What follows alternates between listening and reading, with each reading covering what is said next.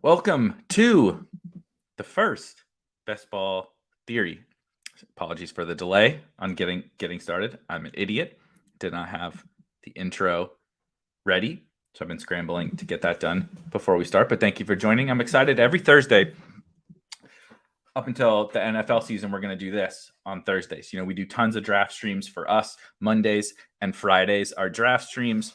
Have a football show where sometimes we're doing drafts as well, right? There's tons of different drafting and a lot of kind of the same stuff going on, right, over the course of the summer. I want to take Thursdays to specifically focus in on some different strategy discussions, and we can all kind of figure it out together, right? I'm interested to hear some of you guys' thoughts on strategy elements of particularly the subject we're going to talk about today, but over the course of the entire summer. And we'll dive into all kinds of different stuff. So let's get into the first episode of Best Ball Theory.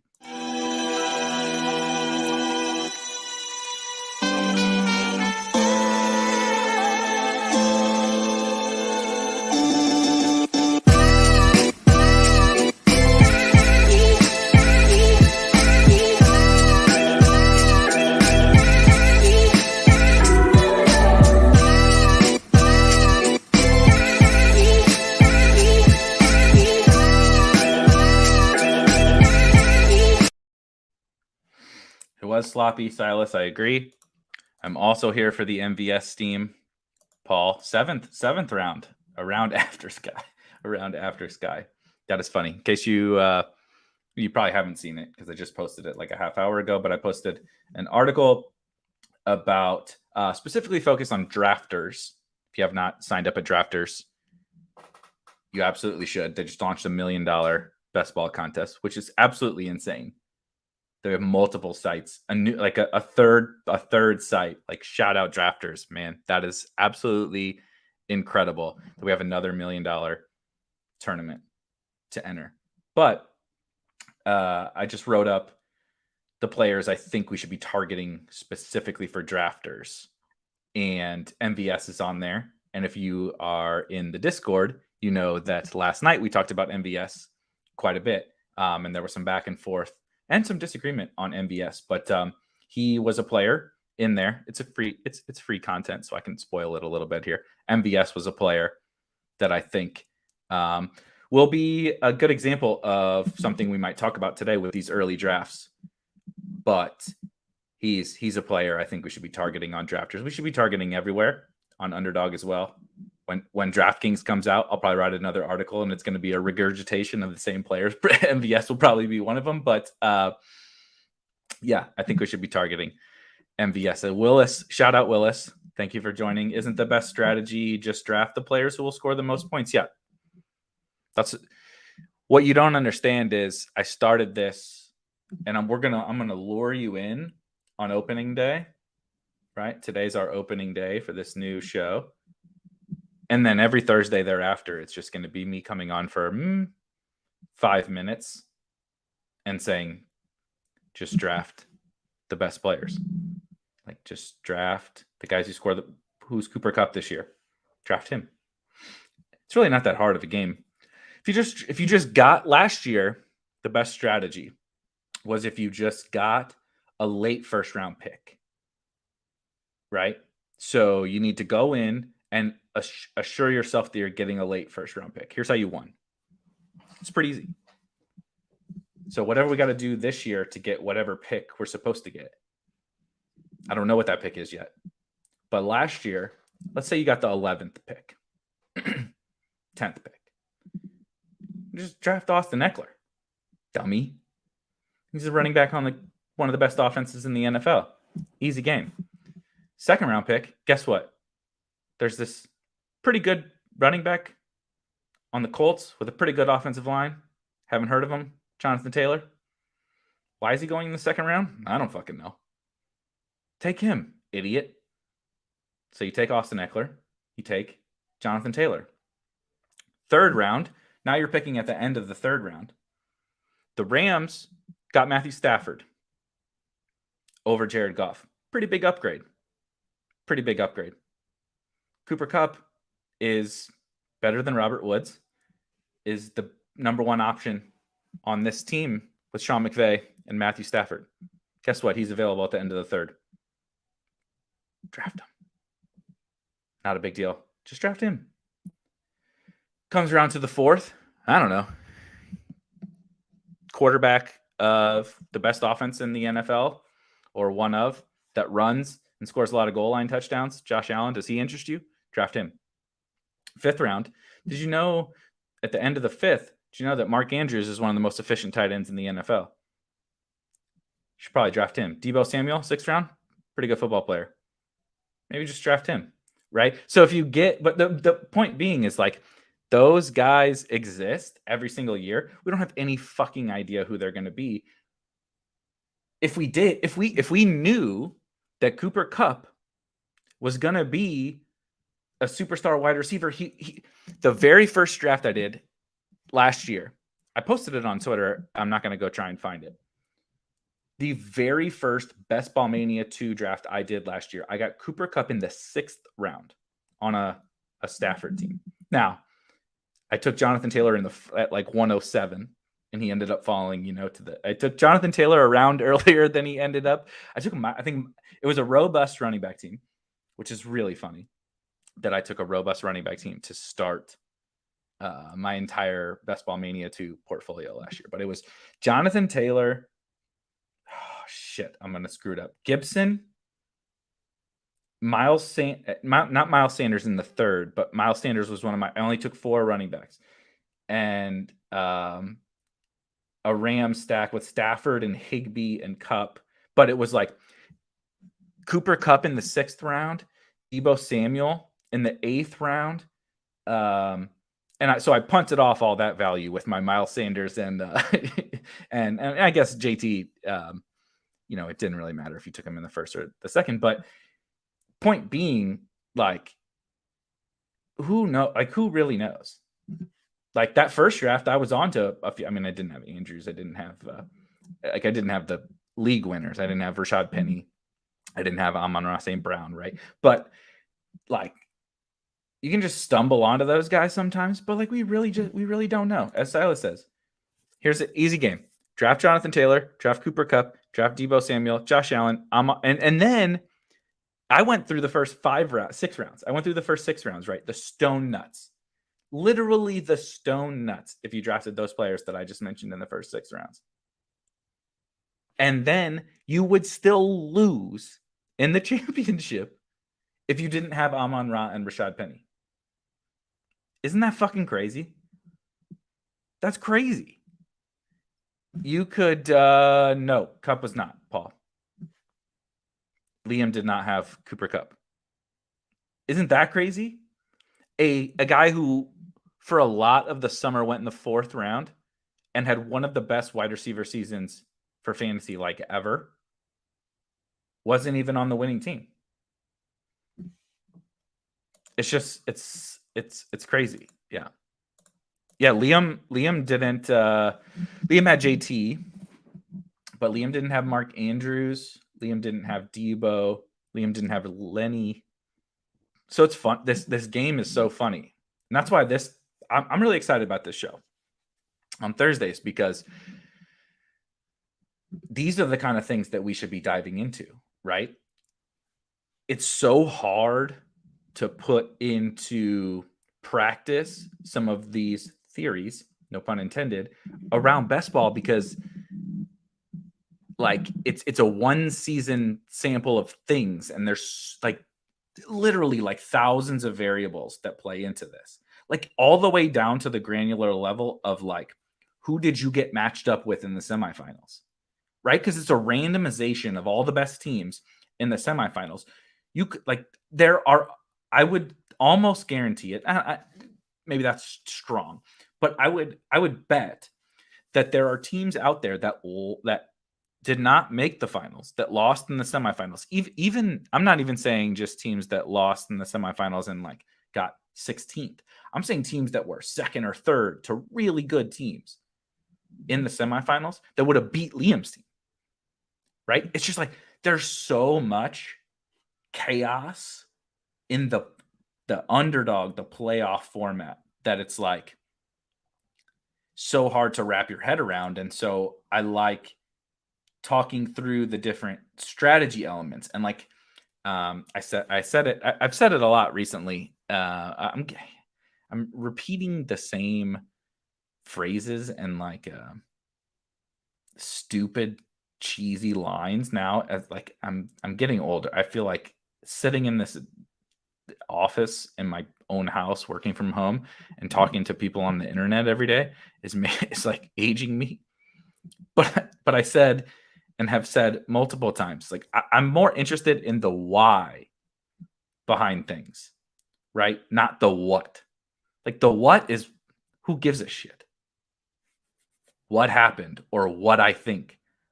Why do you think that? Or why did it happen? Or why did it not happen?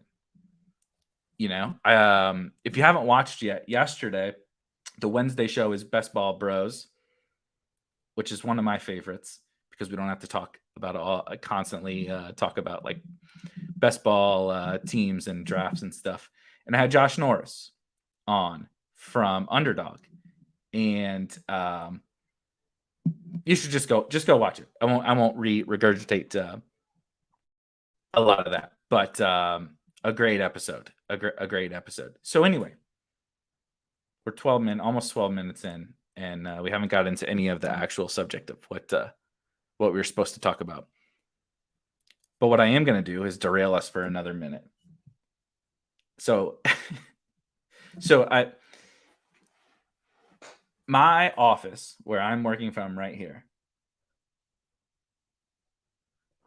is in the basement of our house. So, obviously I have like a basement bedroom that we've converted into my office. Right over here where I'm looking, we have an egress window, right? So we have an egress that falls down that I can see very clearly. And so a couple of weeks ago, I just like didn't see this happen, or didn't no, we're not going to do it. We're not going to do a house tour. Maybe this summer I'll work from some other rooms. I am going to try to redo my office. But anyway, don't derail me, dude. Just because we went to high school together doesn't mean you get to come over. It's not how this works. So I don't know how I didn't see this happen, but apparently a rabbit fell down into our egress window, the one in my office. And my wife comes down one day and just happens to look in the egress, because we've had like frogs fall down there. We had a bird in there one time. I've crawled down in there multiple times to rescue these goddamn animals. And she just walks over there and she sees there's a dead bunny rabbit in the egress. So she's all sad, and I'm like, well, I got to look at this thing. Do I got to go get this dead carcass out of my egress, whatever? And so that was a couple of weeks ago. Today, I come down. I worked this morning, take a little break, walk the dogs, come back down, and I'm going to sit down to work. My ass cheeks have barely touched the chair. And it's like I said, it's right here. So like I can see it out of my peripherals. And there's just something falls down the egress. Just whoop, falls and hits the ground. And I'm like, what the? Like, that's not a leaf or anything. That looked like a body. So I go over. Another fucking rabbit. There's another rabbit that crawled up onto the egress and fell down in to this egress window right outside my office. So of course I see him now. I'm gonna go out there, crawl down, and rescue this rabbit. So I go out. First, I go get some boxes because I'm gonna trap it. I'm gonna trap the rabbit, carry it out, let it go. So I got 2 cardboard boxes with me. Pull off the cover, walk down in there, and this rabbit is losing its goddamn mind. Right? It's trapped. It fell down from wilderness. It lives in infinite wilderness, and now it just fell down into this egress window. It's trying to crawl out. I mean, it's like as tall as me. I'm about 6 foot. So it's about 6 foot tall down into this, this near plummet to death for this poor rabbit. And it's running laps. It's trying to crawl up the side, right? Obviously it can't get up that far. So it's going nuts. I'm down in there trying, like, with 2 cardboard boxes in my hand, trying to catch it. So I catch it. Finally, it actually took me, I'm embarrassed to say, longer than I thought it was going to take me. I trap it, and it's going apeshit, like jumping around and going so crazy that it's like almost like popping the boxes apart with my hands. So I'm like, I'm just going to toss the box out because I have to crawl out of the egress, right, on up the ladder. I'm going to toss the box out. I toss the box out into the yard.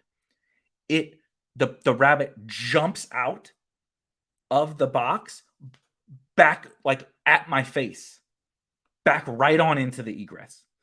Literally, it was like if you've ever seen Christmas Vacation, when the squirrel jumps out of the Christmas tree, that's what happened to me. I'm standing in our egress window, and this goddamn rabbit that I just saved jumps out of this box, like all the way, arms extended, like full speed freak out right at my face. And I'm freaking out, right? Like, nearly like swatted the damn thing out of the air. It goes back down into the egress and starts running laps again. So I eventually get it into these boxes, and now once I get it into the boxes again, I chuck the damn thing like way far away. So who knows what kind of like stories this rabbit is. And then it ran off. It finally, this time, did not run back into the egress. It ran away. So he's having some, they're going to sit down and have dinner tonight, him and his family, and they're going to tell he's going to be like, you will not fucking believe what just happened to me today. So that was my day.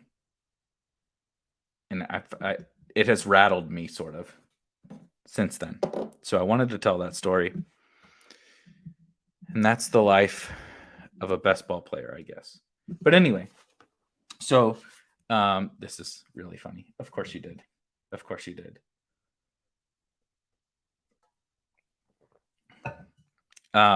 Before we dive in, happy Cinco de Mayo to everybody. Hopefully everyone is having a wonderful day. I don't know. So as it pertains to these early drafts, right? Let's actually get down to something a little bit productive. I am going to pull up a couple of things really quick just to share, because there's been a lot of really good conversation in the Discord. If you're not in the Discord, please, like, it's my number one biggest recommendation. More than listening to me talk, more than like reading my articles, is hopping in the Spike Week Discord, because you will learn way, way, way more from either just reading the conversation that everyone is having or engaging in the conversation that everyone is having, posting your teams and asking for feedback, right? We have draft feedback channels. There's just so much good learning that can be had every single day. I learn every single day from the people in the Discord. And so really quick, we are, of course, Rob has 2 rabbits. Of course, Rob has 2 rabbits. I do like rabbits. That rabbit didn't like me very much, but I do like 2 rabbits. So I've posted, I like to make fun a little bit, mostly as a troll, but the like player takes type stuff. But it's more so from a person that is treating this fantasy football landscape, particularly this best ball landscape, as like they want to be an NFL scout and say who is, who they think is good that other people think are bad. Or as you see here, MVS, maybe you think that MVS is bad at football, as opposed to analyzing him from a fantasy football range of outcomes perspective and setting aside, maybe your player takes, because we know that they are inherently going to be wrong very often because we're not NFL scouts. However, that being said, I think from a like a best ball tournament perspective, this is the time right now where the player takes come. This is kind of the first part of this theory, this early draft strategy. And then we'll kind of open up the conversation conversation. Paul says, are Rob's 2 rabbits named Trey and Lance? And God, they should be if they aren't. They should be. With all the hate you're spewing towards Trey Lance. Anyway, back at David says here, also, even the NFL scouts are wrong. Boom. Put it on the wall right now. Like that's it. You can't pretend, no matter how good you actually are at evaluating players, that you're going to get them all right. What percentage are you going to get right? Even if you're like a really, really good talent evaluator, there's just so much that goes into it that it's so hard to think that that's an edge. But where I think the difference is from a best ball perspective is, excuse me, Soul got me. We're drinking Soul on Cinco de Mayo. But the difference is the funny bits about the player takes are when people try to be NFL scouts. The advantageous thing about the player take stuff is as long as you're doing it not trying to be an NFL scout, you're trying to view every player through a lens of that's a best ball chess piece. What does that mean? Right? Of course, player talent is somewhere in that whole equation, but that's not everything, right? Like, I don't really know, as you see on the screen here, I don't really know how good MVS is. I don't know. I'm not particularly excited about him as a football player. However, his profile combined with the landing spot, his archetype, the player archetype that he is, combined with the match with Patrick Mahomes, with Tyreek Hill gone, and all these other variables, the targets left available, you start to see that it's like a no loss kind of a bet. How do you lose on MVS? Like, even if you think he's bad and he is just the new Chiefs downfield flyer, right? That's that would be the worst case scenario for MVS is, yep, he's bad. We've seen that he's bad with the Packers, and all he does is run down the field and catch deep balls. Well, that's pretty valuable on the Chiefs. And from a best ball perspective, that's extremely valuable. Let me pull it up and scroll on down to the MVS section. You see here, so just his game logs, right?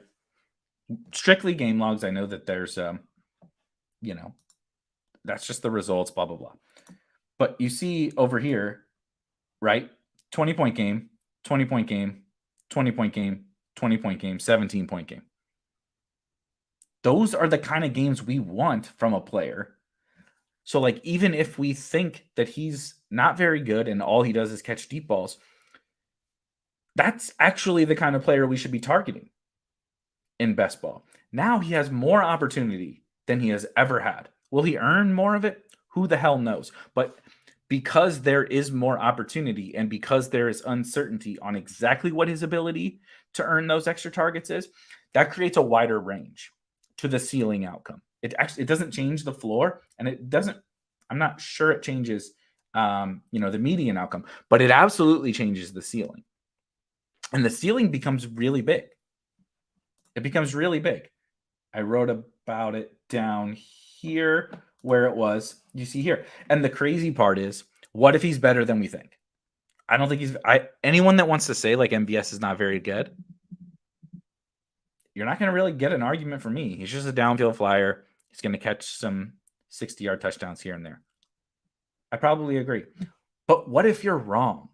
The Chiefs paid him a 3-year, $30 million contract. They got rid of Tyreek Hill. He was basically the replacement. Obviously, he's not going to replace everything that Tyreek did. They have Juju and Sky Moore and maybe McColl for that. But he is their only archetype that is that of this downfield flyer. So what if he can do more than we think? I don't know what I like I said, here you see. I don't know exactly what probability I would put on that. I don't know if anybody can say that with any degree of certainty, but what if he's just better? Like, what's the ceiling? 75 catches, 1,200 yards, and 10 touchdowns? If he's better and if he earns like basically the most targets out of all their, what if he earns more? What has Juju done? I like Juju too, but what has Juju done to earn this separation other than his name? Earn this separation from MVS in drafts. And so all of this point, another perfect comment from David. We don't have to pay the ceiling outcome price for MVS. That's the thing. If MVS were priced like Juju in the 5th or 6th round, this is a very different he would not be in this article if he were priced to where the ceiling was. He's priced to where the floor is. How many players in the 11th round, right? He goes at pick 121st overall. How many players at that ADP are like a lock to give you multiple 20-point games, barring health? How many? Like, any? None? He might be the only one. And so you're not paying, as David says, you're not paying for the ceiling outcome at his price. If he gets steamed, we'll have a different conversation. But right now, it is the thing we want to go after is the small loss, huge win players. He is the epitome of a small loss, huge win type player. If you're losing on MVS, it's like, okay, maybe he only had 2 20-plus point games, right? He was just the downfield flyer. Juju and Kelsey and Sky Moore took all the targets. Maybe the offense regressed, and he only caught 2 long touchdowns this year. That's the loss. It's pretty good for a going 121st overall. And so those are the kinds of guys from this strategy perspective that I think we should be targeting. That's why I've actually written some of these like player focused type pieces so far, because I think, again, going back to the player take thing, it's not about like I said, I'm not like evaluating MVS as a player, but I'm evaluating MVS as a best ball asset. And what he is as a best ball asset is crazy. I have him 93rd overall, as you see here. Sorry, I got the share icons in the way. The Spike League rank is 93rd overall. I am personally actively trying to keep my ranking of him in check. I think if you literally put a gun to my head and said, would you take him over guys that are in front of him? The answer is undoubtedly yes. But there's no real reason to push him like 90. I mean, he's 30 picks ahead of ADP. That's probably sufficient. He's about the time, like if you use the rankings in your, like when you're doing your drafts, about the time when he should start to hit the top of your queue, he's going to hit there just a smidge before. And then, so you'll always be reminded to take him. But anyway, to wrap up this point, my thing is we should go into these first early drafts, and you're going to have different takes than I am. I'm going to have different takes than other people are. I certainly have different takes than Rob in the chat, who hates everyone that I like. Trey Lance, the Giants, the Jets. I don't really like the Jets anymore, for what it's worth. That was really disappointing. I was on the Jets. And it's crazy because they got so much better on offense, but now we added a running back. They have so many tight ends, and we added a wide receiver. It's a mess. So the Jets are a mess. But you have to evaluate players from like an archetype and a range of outcomes perspective right now. And then I think one of the advantages in these early drafts is 100% using those, but using those archetypes and those ranges of outcomes to find who is undervalued in your opinion. And your opinion might be different, but that's good. That's fine. If you and I agreed on everything, we're going to have the same teams, and that's not very good. But whatever your process is for kind of figuring out that range of outcomes and those player archetypes, that's where we can take some early stands. You see here, I'm going to hit the chat here in a second, but I just wanted to touch on a couple other ones that you see here in this article. The one running back is James Conner. I totally get. I talked about it here in this piece as well, which I'll post in the chat if you haven't seen it. I think it's applicable to all sites. It's just definitely a lot more applicable to drafters, and I kind of spin it through the context of drafters. But James Conner is a great one. He's going. I have him 15th overall. He's going 34th overall on drafters. And it's basically, in my opinion, 15th overall would be sticker shock to people because he's not a guy that has gone there, at least not in a long time, from his Steelers days. And the injury thing. People get very, very wrapped up in the injury players who get hurt frequently. And I get that. I'm not even really arguing against dinging a player for being a historically injured guy or injury prone guy. However, on drafters, there's a big difference in these underdog tournaments, right? If I draft James Conner in the 3rd round and I don't have him in week 17, everybody else is going to have their 3rd round pick in week 17.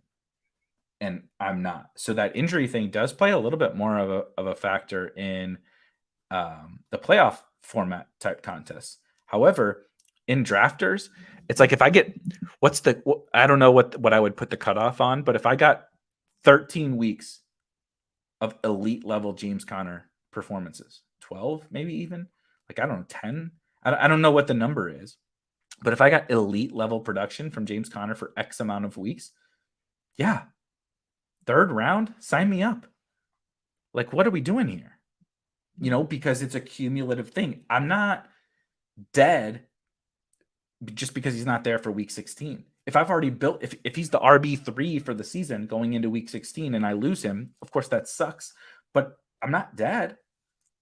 Whereas I'm dead if I've relied upon it, right? If we saw what happened with Derrick Henry teams, right? It's a little different, 1st round versus 3rd round.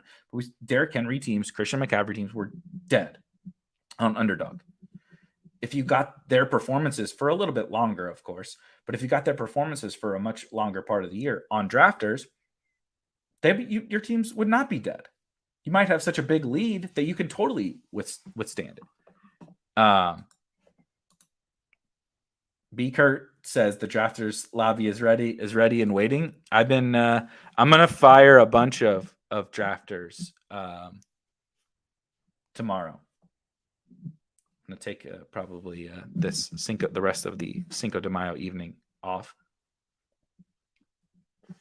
and then fire a bunch of drafters. So let's hit some of these. If you have now, what I want to do for the last 25 minutes or whatever, if you have some ideas that you have been thinking about for your early, what can you do in these drafts right now that can give you a strategic advantage? I have some other ideas, but what can you do that gives you a strategic advantage other than pinpointing the players that are undervalued, in your opinion? And that's not even just the players that are going to rise. We had a conversation about that in the Discord as well, where shout out JXP is really, really, really heavily focusing on only players that are going to rise. And I don't think we should only focus on players that are going to rise, but that certainly is a part of this whole process. It's definitely a part of this whole process. So beyond that, though, like the James Connors, like the MVSs, I also have a spoiler alert. My guy David Bell on here. Outside of that, what do you guys think? And we can kind of chit chat about it. It could also be other players. maybe there's a index of suspicion says Tony Pollard. I love me some Tony Pollard. You don't have to sell me on this one. He's a really fascinating one because the assumption for everyone is I love this actually. I've been thinking about incorporating some kind of piece on Tony Pollard, so I'm really happy you brought him up. There is an assumption by the market. Again, this is similar to the assumption that MVS is just who MVS is. I'm not disagreeing, but I think we have to think about the alternative outcomes that could happen in the situation that said player is in.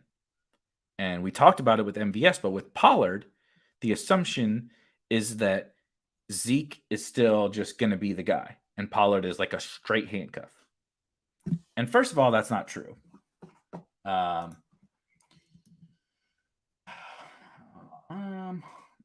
me pull up. Let's go to Fantasy Pros really quick. Oh, that is 2012. Let's go to 2021. And let's look. Oh, that's 18 weeks, but that's okay. All right, let's look at the regular season of running backs. Let's go to half point PPR. And let's go find Pollard. So let's just pull up his games. Here's Tony Pollard last year, right? The assumption is that this is literally Tony Pollard. Like Tony Pollard gets treated like he is a zero and needs an Ezekiel Elliott injury to be worth a shit in fantasy. However, now I know Pollard gets drafted fairly efficiently, but I actually think if you go to the Spike Week rankings, he's still higher, even quite a bit higher, I think, than his ADP. But that's big because if you look here, 20-point game. Look, I mean, and even ignoring the fantasy points, right? We see the fantasy points on the right-hand side here. Even ignoring that, 13 carries, 11 carries, 10 carries, 14 carries, 10 carries, 7 carries, 11 carries, 10 carries, 7 carries, 12 carries, 8 carries, right? Catches, 4, 3, 1, 0, 4, 3, 6, 4. Like, he's not a zero. Zeke is going to play more than he is? Absolutely. But he's an efficient player. And he's going to pop for usable weeks in your lineup, regardless of Zeke and Zeke's health. And so I think there's this misconception around Pollard that people that are pro Pollard are like, the zero RB zealots and that they're chasing this handcuff. He's a lot closer. Like, what is the difference between him and Kareem Hunt? Pollard has more upside because Kareem Hunt has never really flashed the true upside when Chubb got hurt. Pollard has flashed the RB1 upside when Zeke has got hurt. So you're getting the 1, 2, 3, 4 to 5 usable weeks regardless of Zeke, and you're getting the upside of stone cold league winner Tony Pollard. The other thing with that assumption, the assumption is that he's the backup, that he's only going to get this level of work, right? 13 carries, 10 carries, 10 to 15 touches. That's the going in assumption. What if that's wrong? The Cowboys have zero reason to keep feeding Zeke. They can cut him after this year is over. And now Pollard is also a free agent, so they have, maybe they won't care about Pollard either. But That point is, they have no reason to be tied to either of these two guys because they can get out of both of them after this year. So play the guy who's going to help them win more. In previous years, if Zeke was worse, it was kind of like, well, we paid Zeke a shitload of money for a lot of years, so we got to let him ride. That's not true anymore. And even if it was true, maybe the team might just realize or believe that Pollard is better, right? We could get into week 1 and we're like, oh shit, right? Like, I should have drafted 40% Tony Pollard because he's getting 60% of the work and Zeke is getting 40. What similar to the MVS thing, what probability do I assign to that? I don't know, but it's in the range. It's 100% in the range, or he just earns that over the course of the year. So he's a great one. I really like that. Let me see. Ethan says Will Fuller 17 20-point games. Is that over his career? I would love it if it was that's what we need this year, Ethan. We need 17. Well, that's the only way I'll get even on Will Fuller is if he has 17 20-point games this year after the last 2 years, and he just goddamn Siri. How does Siri always catch me? Starts talking to me in my ears. Drives me absolutely nuts. David says different player archetype, but it's like Hunter Renfrow from last year. Maybe a narrow range to hit a ridiculous ceiling, but it's there and the cost is low. Absolutely true. Again, I mentioned JXP earlier, who talked about Hunter Renfrow this offseason and like heading into last year. And I'm so mad about Renfrow because I was on this. I drafted him a little bit early. You see some of the metrics that show that like actually he's pretty good at football. He's good at earning targets. He's a really efficient player, blah, blah, blah. And you start to back off because you're just like, he's just a slot receiver, whatever. And you realize that shit doesn't matter. And that was terrible process by me. But your point being, Hunter Renfrow was a guy late in drafts that had zero target competition besides Darren Waller. Has proven to be a good football player. Did the Hunter Renfrow teams and the Hunter Renfrow stands run pure from like hitting that ceiling? Maybe. But like he was one of the fairly few guys that went in that, 17th, 18th round range where that even existed. And we as a market were really bad because bias? Because he's a 5'10" white slot receiver. We didn't want to think that was possible for him, but it was absolutely in the range. Absolutely. And you contrast that with plenty of wide receivers that are much more expensive this year than they were last year, where you're paying a price that is only plus EV if they hit the ceiling again, like Debo. Yep. Pains me. Samuel. Sam or Samuel? You tell me. Sam Shirley says DPJ seems like cheap MVS as long as they don't sign Fuller. I support that. Silas is with it. on DPJ. I support that too. Wouldn't it be surprising if they didn't sign Will Fuller? Maybe I'm crazy. Maybe I'm like I said, maybe I'm just overthinking things. But like, why is Will Fuller sitting out there for this long, if not to go play with Deshaun? I don't know. That's my galaxy brain only hesitance, but I've actually drafted a good bit of DPJ because if it doesn't happen, right, if Fuller goes elsewhere, or who knows, maybe Fuller is done. Fuller hasn't been healthy in 2 years. Fuller, maybe his hand is just fucked. We don't know. We have no idea. And so I like DPJ. David Bell's my guy in that Cleveland offense, but I support DPJ as well. He's a good one. I think as we're talking about this strategy type stuff, DPJ is also a guy that's a good bet, similar to like the David Bell thing. If they don't sign anyone, if they don't sign Will Fuller, if they don't bring Jarvis back, This damn camera. If they don't do anything, how do these guys not rise? Right? And so the risk is, of course, they do sign Fuller and then DPJ is like undrafted. But the upside is the market, like, we don't know how long Deshaun is going to be suspended for. Maybe that's less than we think.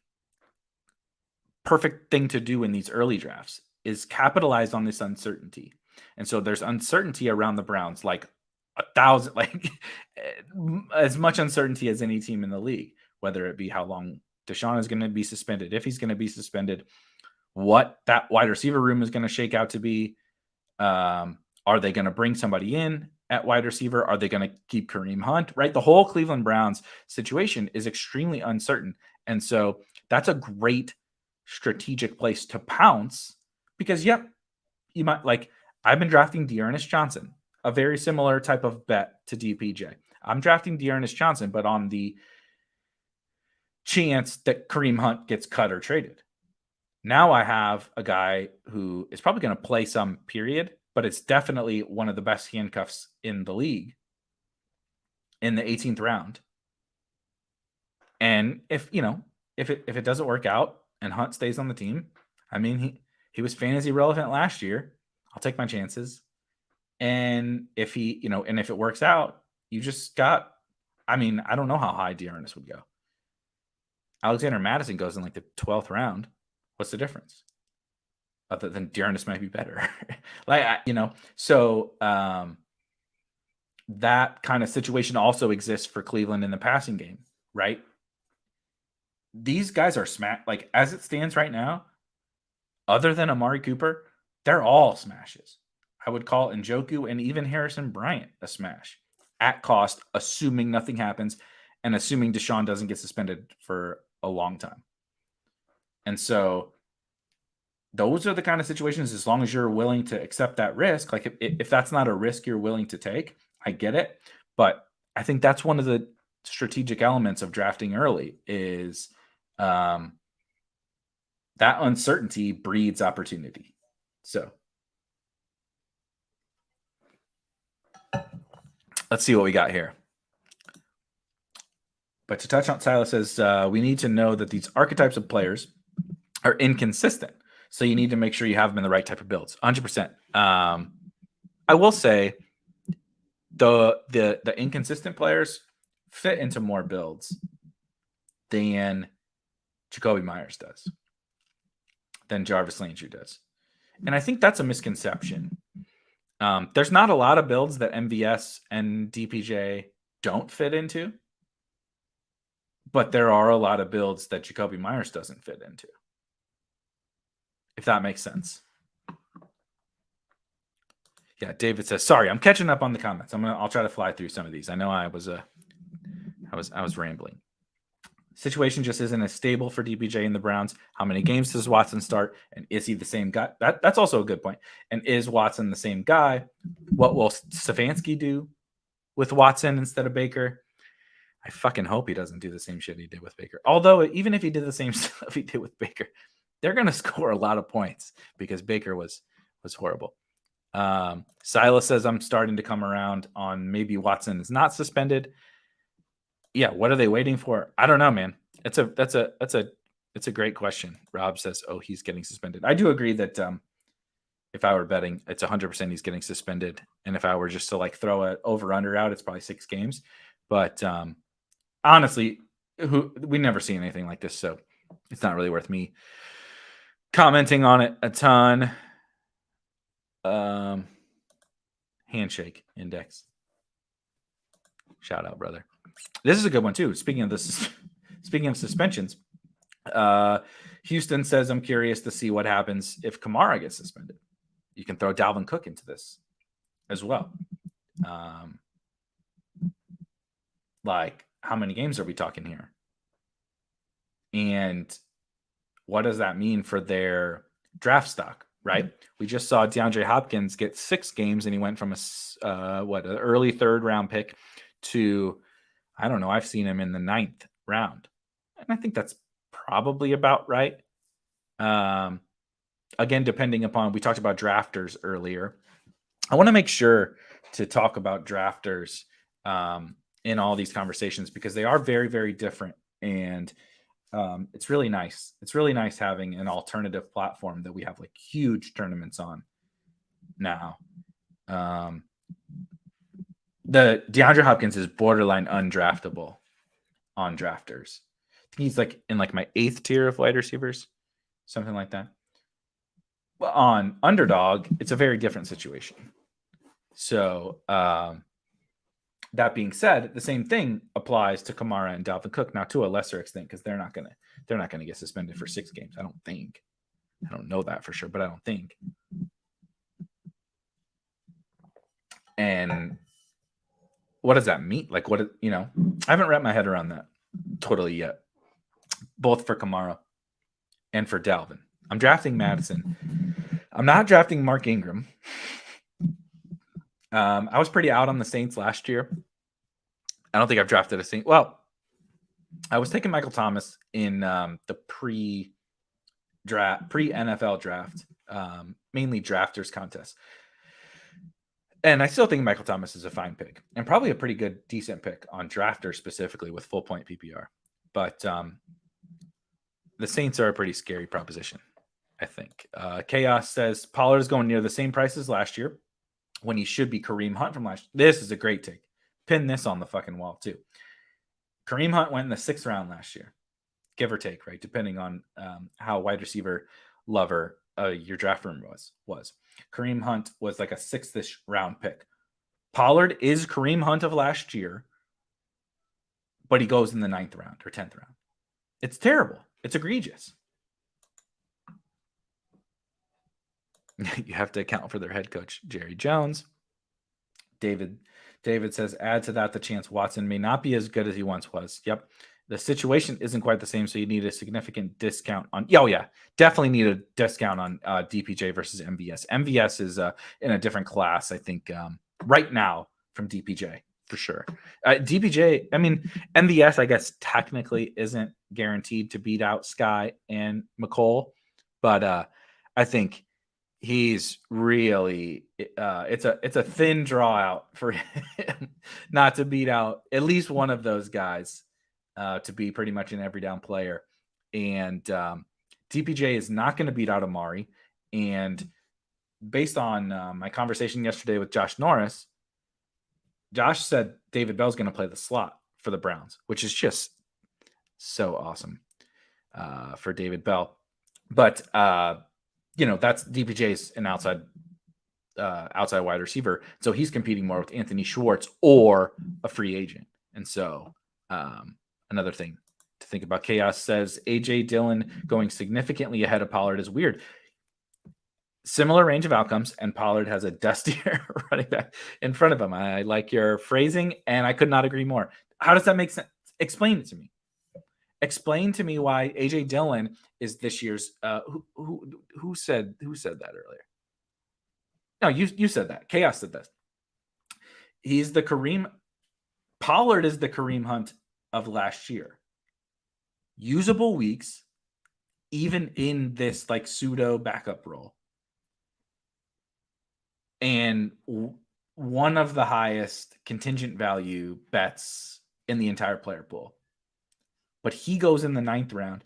AJ Dillon, who also has value in and of itself, probably more value maybe than Tony Pollard in and of itself, and also the like elite level contingent value.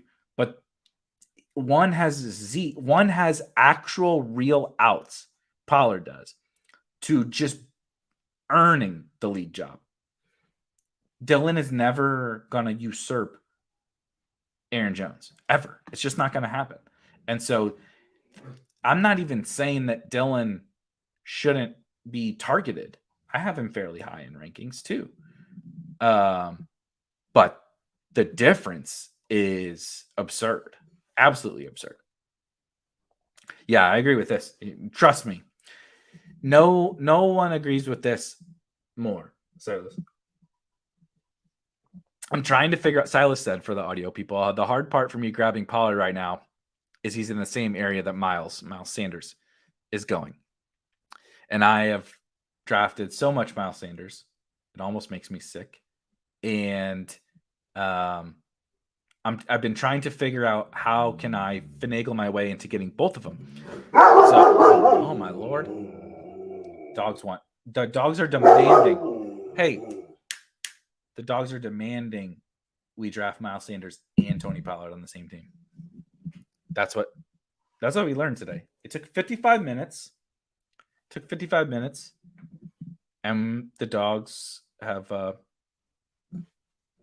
laid the gavel down and decided that's what we need to have learned from this.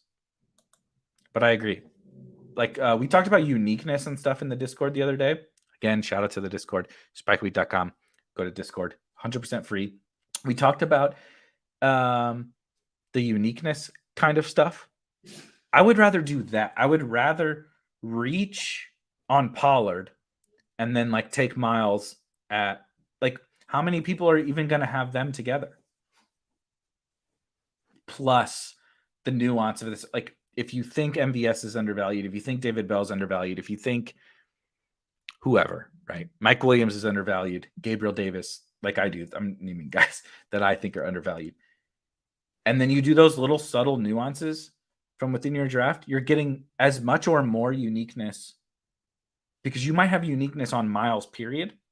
And then you just set all these combinations that are like completely unique. And so if you happen to be right about that combination of players, now you get to the finals or whatever, and no one has anywhere near your team. Sam says, I struggle taking Pollard over someone like Hunt, Melvin, or Penny. All have shown they can crush in full roles. I agree. Pollard has shown the same thing, though. Pollard has shown that he can crush in a full role. I disagree with this take. The market doesn't think Zeke is going to be a lock for top tier production. He goes in the 5th round, not the 1st like last year. I love Pollard, but not sure he'll get his. I didn't say anything about production. I said role. Zeke goes in the 5th round because they're projecting him to be the lead back. They're projecting him for shit production because he's shitty and he's going to have shit production. That's why he goes in the 5th. Not because of we're projecting him for bad production. We're projecting Pollard for good production. Sam says, also don't think anyone is really building in the outcome that the Hill loss makes the Chiefs offense and Mahomes get worse. Don't see how the Browns offense isn't improved. I agree with both of these things. I actually believe very strongly that the Chiefs offense is not going to be improved. My only disagreement with this statement would be all the Chiefs are free. Juju goes in the 6th round. Sky Moore now goes in the 9th or 10th round. MVS goes. So you have all the Chiefs wide receivers. When we used to have a 1st round wide receiver on the Chiefs, a 1st round tight end on the Chiefs, a 3rd round quarterback, and then you'd get McCall in whatever round, 7th through the 10th. And CEH, right? CEH went in the 1st round his rookie year. He went in the at the 2-3 turn last year. Now, the market actually is kind of saying we don't know about the Chiefs.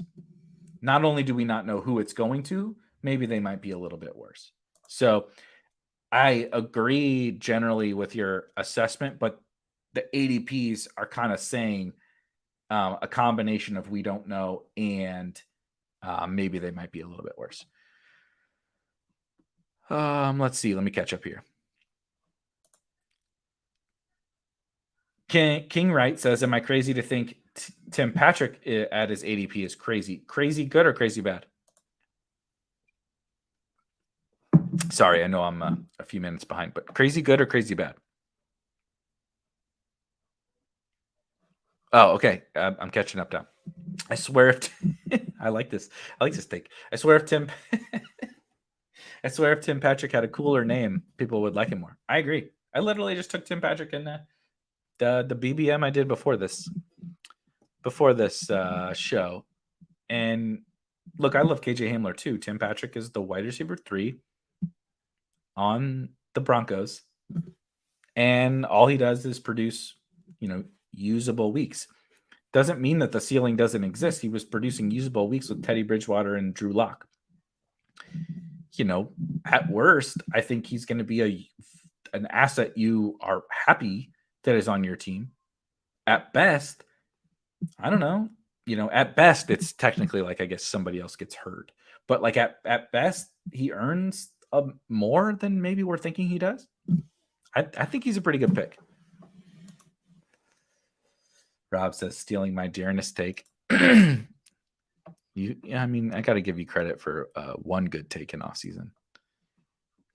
Haven't been many. So let's see. Oh, Abram. Yep. Kyle says Abram Smith. Yep. UDFA out of Baylor. That's on the Saints now. I support that. So it's so funny that you bring that up. No one, literally, this is nerddom 101, and just the pains of like doing rankings and stuff like that. But so I basically put together like every draftable player, and you start like, because you look at the depth chart, and like if you just base it on projection, it's very difficult because you're never going to get to Abram Smith. And but in the range, or like maybe even greater than in the range, is like, dude, Mark Ingram is very old. Abram Smith, actually, everybody thought Abram Smith was probably going to get drafted, and he didn't. Maybe he becomes the new early, right? Tony Jones Jr. stinks. Maybe he becomes the early down grinder in tandem with Kamara. And so he was on my list. He didn't make the rankings, but he was on my list. So it's really funny that you brought him up. Let's see. I'm trying to hit as many of these before we get out of here. Sam says, are we still confident in Madison with the new coaching staff? What if they use someone they added for that role? Yeah. I'm still confident, but a little bit different in that when you bring in a new coaching staff, it adds potential for them to use him. We went through the Pollard thing, right? Where Pollard is viewed as like a 0 when Zeke is healthy. And honestly, that's what Madison has largely been when Dalvin has been healthy, a 0, right? He gets like the third series of each half, and then Dalvin pretty much plays the rest. But you bring in a new coaching staff, and maybe that's not the case. And so you have the contingent value, plus maybe he is a little bit closer to Pollard. And so there's the uncertainty could, as you said, the uncertainty could go the other way as well. But that's kind of how I'm viewing it. Yep. There's the dogs. We've caught up. We heard there were bunnies. Yeah. I don't think they were in here when the bunny fell from the, like it. It was like the scene from The Departed when who do they throw off? What's the captain's name? They throw off the one guy. They throw him off the roof. He just drops and hits the ground. That was what the rabbit looked like out of my peripherals. It's like if The Departed was in my egress falling down. That's what happened. I mean, I've literally never drafted one. Literally never. All right, before we get out of here, DJ A Dog, perfect person to leave on. DJ A Dog, there we go. It was Marty Sheen, Captain. God damn it, what was his name? I don't know. That's one of my favorite movies ever, and I'm really triggered. I can't come up with it. DJ A Dog says, I'm completely new to best ball, and I was wondering from a theory standpoint, how much do you invest in passing roles for running backs? I'm playing on underdog. Great question. We'll wrap up on this. So, two-parter. I don't know if this is exactly what you were getting towards, but if a running back, it goes back to some of the things we were talking about with archetypes. And running back archetypes are maybe even more important than wide receiver archetypes. What I mean is, this is an extreme example. James White, J.D. McKissick, they have the passing role on their team, point blank period. They are always going to have the passing role, and That's what they do best. And that gives them what you would perceive to be value, because like pretty much every game they're going to accumulate points, right? They're going to be out there on third downs, maybe get a few more plays than that, going to catch some passes, maybe luck box a touchdown. But they don't have the ability to become an elite level running back fantasy asset. And so the passing role for a player like that is, on underdog, as you say you're playing, not very valuable, almost useless. And that is like an extreme way to put it. But there are so many guys that can produce. So we just showed the Tony Pollard thing. I know Tony Pollard obviously gets drafted a little bit higher. Tony Pollard had weeks of 20 points, 10 points, 10 points, 12.8 points, 13 points, 9 points, 9 points. That's a backup. That's a handcuff backup running back. And you can find that level of production with Alexander Madison, luck boxes touchdowns every once in a while. The Darrell Hendersons of the world are going to luck box touchdowns every once in a while. It's just going to happen. There's so many committees now that Melvin Gordon is going to do it. Ronald Jones is going to do it, right? Travis Etienne is going to cede touches to whether it's James Robinson or whoever. There's so many of those guys that are going to produce fantasy points. And then on top of that, they have the contingent value upside to be the James Conner of last year, the Leonard Fournette of last year, where they are taking like the whole running back role for the entire offense. And so to piggyback on that, the pass catching role, as you kind of asked about, for best ball in general, but also on underdog, is like not everything, but I think it's one of the things that people don't think through enough. Look at James Conner and Leonard Fournette. When you have the ability to earn the passing down role, that gives you the ability to earn every high value touch that exists in that backfield, because we know James Conner and Leonard Fournette could get the goal line touches. And now if they could play on third downs and they can play in passing situations, they could play if the team falls behind by 20, right? You rack up 6-7 catches. That's a lot of fantasy points. That's what sets those guys apart from a ceiling perspective. We talked about Tony Pollard. Tony Pollard can do that. Alexander Madison can do that. James Conner can do that. Leonard Fournette can do that, right? Not every running back can do that. We've actually seen it with some of the higher drafted running backs. Like shout out Joe Mixon. He's really good. And I'm not going to have zero Joe Mixon in my portfolio because he's on the freaking Bengals. And I'm not fading anybody that's on these super elite offenses. He doesn't get all of that same level work like that an Austin Eckler does on passing downs. It elevates your ceiling to such a level that other backs can't like absolutely cannot compete with you. And so that is why Davis Maddock is in shambles. Shout out Davis, but he is in shambles. So last thing, Davis says pass catching matters more for the early elite running backs than late round specialists.